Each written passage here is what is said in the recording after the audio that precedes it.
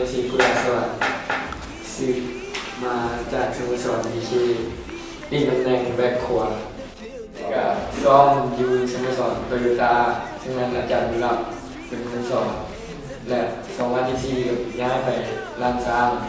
แล้วก็ขึ้นมาในเราอีกสายกองก็มีตลาดกีฬาอื่นคอยรู้สึกดีใจครับนะครับขอบใจนะครับยังไงก็จะให้โอกาสที่นั้นได้ลงเรือนะคือหลวงพระบางครับสวัสดิ์เพราะว่านักคือมาเตอร์ทีมมาอยู่สโมสรดีชีครับมีความหักแพงกันแบบยูนายของกับอารมณ์น้อยกับมูนะแบบช่วยเหลือกันแบบคือครอบครัวเนี่ย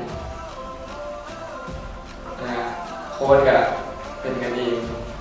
เคยมองงานกันจะอยู่ร้านซ้างอยู่มาฮอดดีชี3-4 ปีพอไม่ฝันก็อยากได้ติดทีมชาติสุดใหญ่สุดน้อยแบบ